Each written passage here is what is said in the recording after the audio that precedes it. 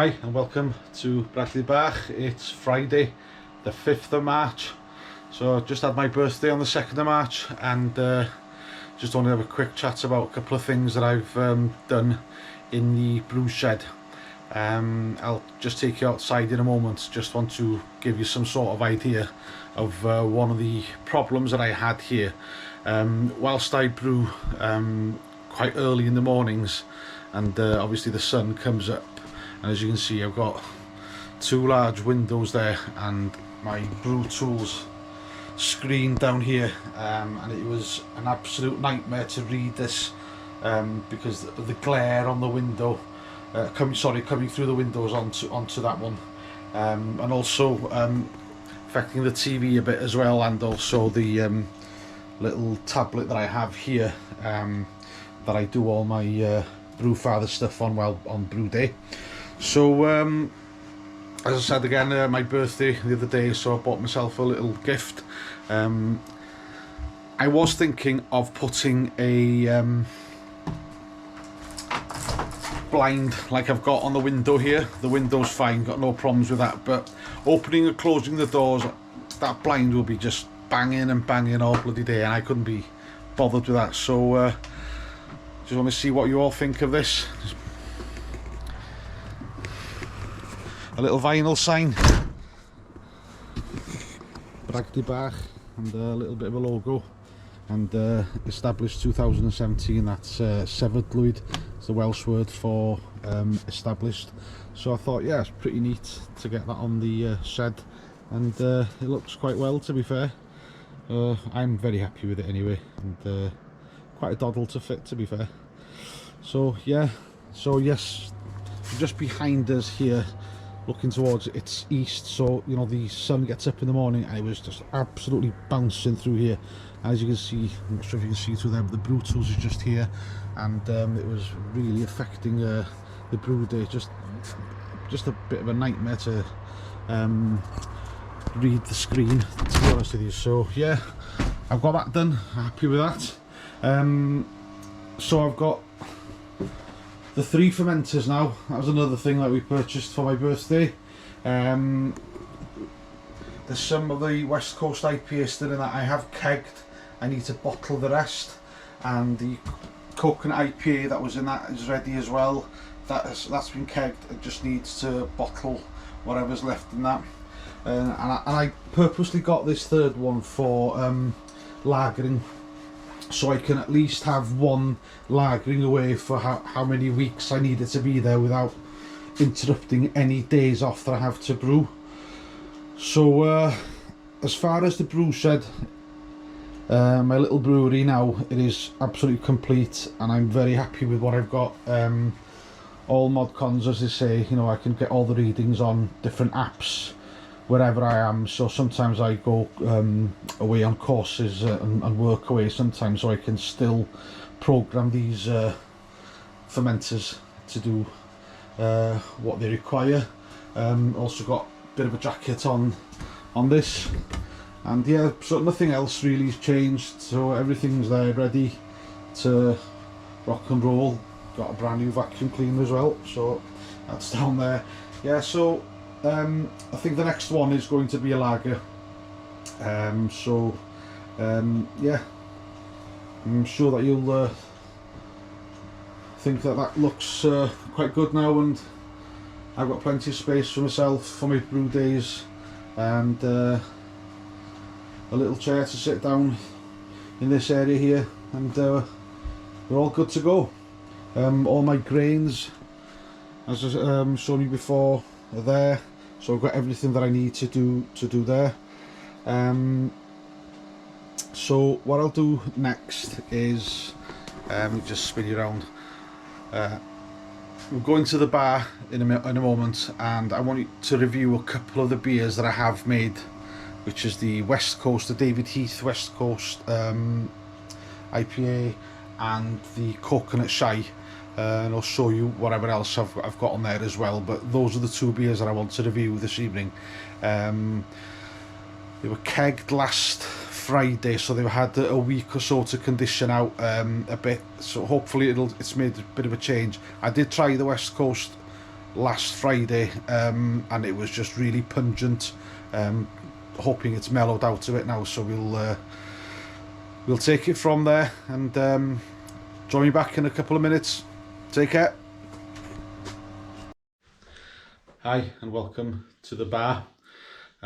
Just before we draw a couple of pints off the taps here, I just a couple of things. I've just had a new style blackboard.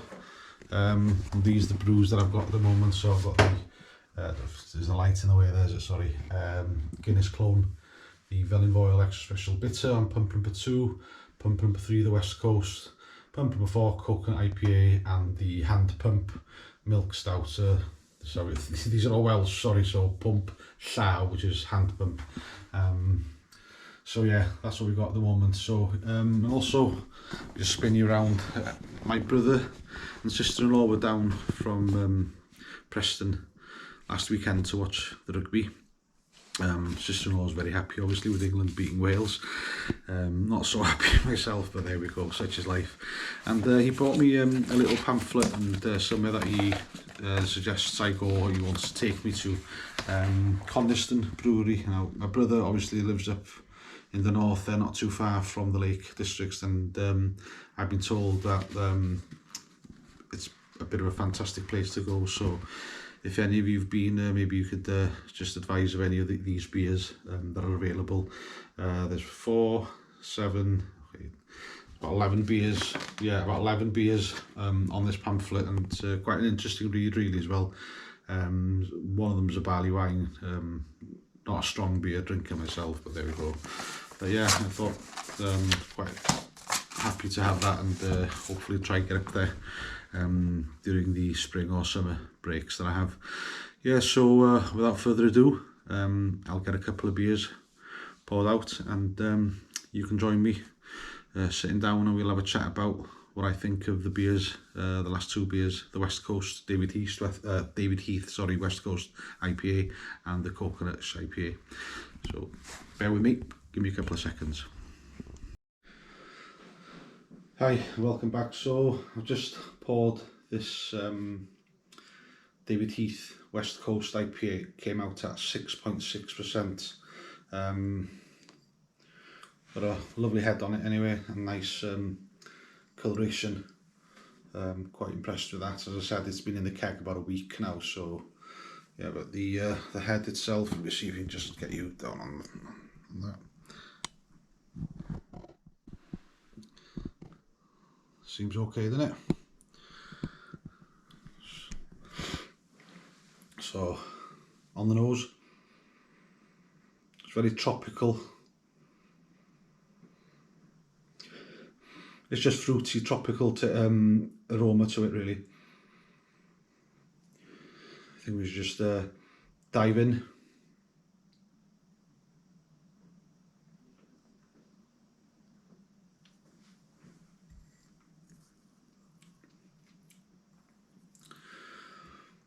That's conditioned a lot better than obviously last week when I put it in. Said it was quite pungent and very bitter when it first went into the keg, but that has conditioned and mellowed fantastically. Very resiny, piney.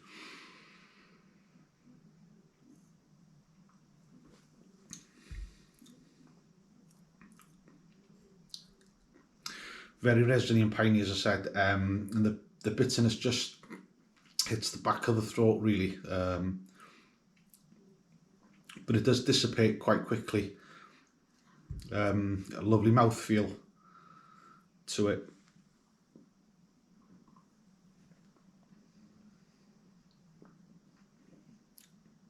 That is a lovely beer, probably one of the best beers that I made actually, and it's carbonated to perfection. You can see the lacing on the glass. I'll do that again, I think. So that's the David Heath West Coast IPA, 6.6%. Obviously not sessionable, but a couple of these will get the night going quite quickly for you. yeah, so that's one that I would advise anybody to go for. It's well worth it. It's a beautiful beer, beautiful pint. It's a flavour that I've not had before, the piney, resiny taste to it. It's a new sensation for me, really, and I'll be doing more of the West Coast IPAs for sure. It's a beer that I'm going to be falling in love with, I think.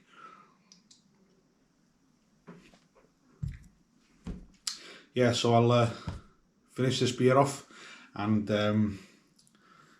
give the coconut shy IPA a go, and we'll come back and have a look at that one and see how that one's turned out. See you in a bit.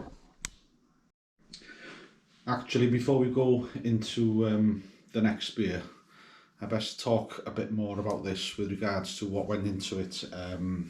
So the recipe asked for some pale ale, 8 EBCs, 360 grams of Carahel, and 220 grams of Caramunic 1, and 140 grams of wheat malt. This is for a 23 litre batch.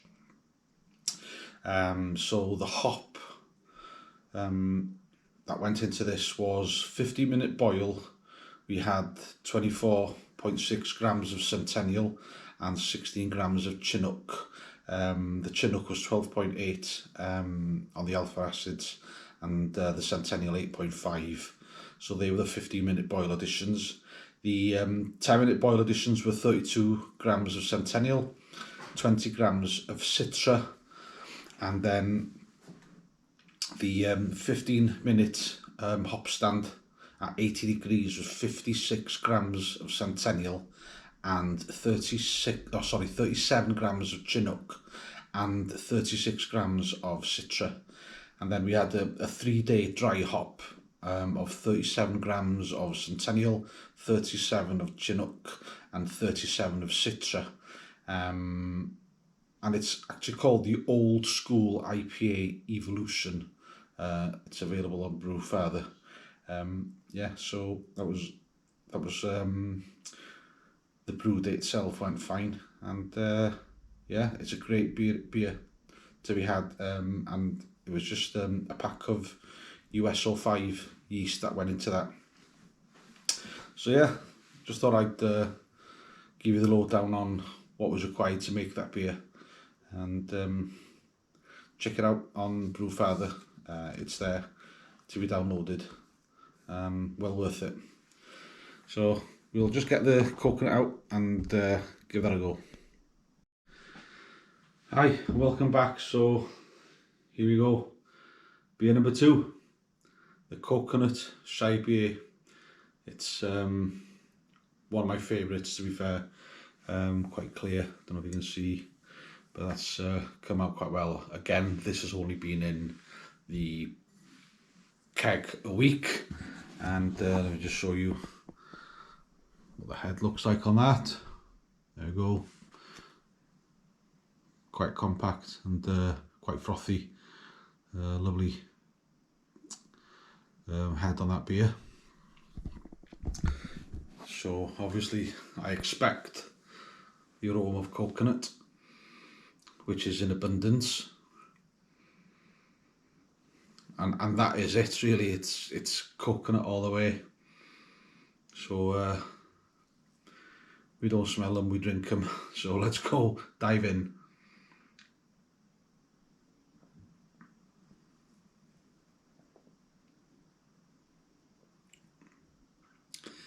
Yeah, beautiful.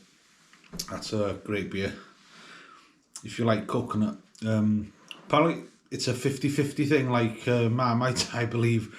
Not many people like coconut and the other half do, but I certainly love it, and it's not like biting into a Bounty bar. It's, you know, there's it's a bit more sophisticated than that. I can only grab the coconut aroma. I'm not a beer taster connoisseur per se, so I'm only telling you what I can smell and what it tastes like to me. It's a firm favourite here. My partner Mel, she loves it. Katie, my sister-in-law, likes it as well. So it's a beer for everybody, really.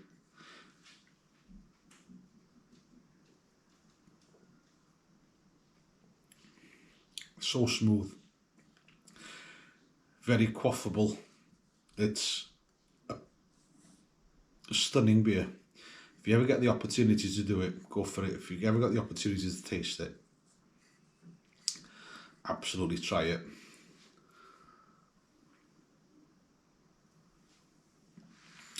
Yeah, so those are the two beers that I've fermented for the first time in the Grandfather Fermentation Pro units, and to be fair to them, they've been brilliant.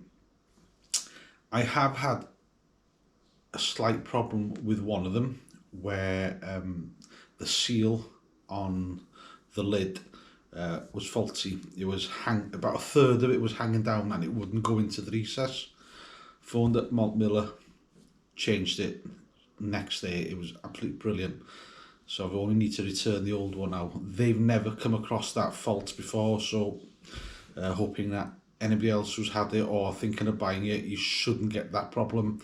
Apparently I'm the first one, and obviously I can imagine that they've sold thousands. So yeah, but the other two are perfect, absolutely perfect. So please have confidence in purchasing them if you do. I love the app. I love everything about it, really. So I've also purchased the pressure transfer. Not tried that because it didn't come in time, so I need to try that. The pressure transfer. I am going to change the bottom spigot, if you like, into the John Guest fitting, so you can do it straight into the keg. I've not had a chance to go get around to do that yet, but I've got all the parts now, and I'll probably do a video. I did promise it on the last time, but I just haven't got around to it. Rugby, beer drinking got in the way, unfortunately. So yeah, so I'm working all this weekend. I was thinking of getting some time in to do the beers, but no, unfortunately not. Working all next week as well, so I'm not going to get a chance now. Rugby is the next weekend. I might get a chance. Wales playing on Friday night. Rest of the matches on Saturday and Sunday, so probably not. So I just can't wait really to get brewing again and start getting the brew shed flowing, ready for spring and summer. So I'll wrap it up, guys. I'm not going to keep you for much longer. So as we say in Wales, iechyd da, cheers. Thanks for joining me today, and please share and hit the subscribe button. And I'd really appreciate that. So thanks very much. Take care. I'll see you soon.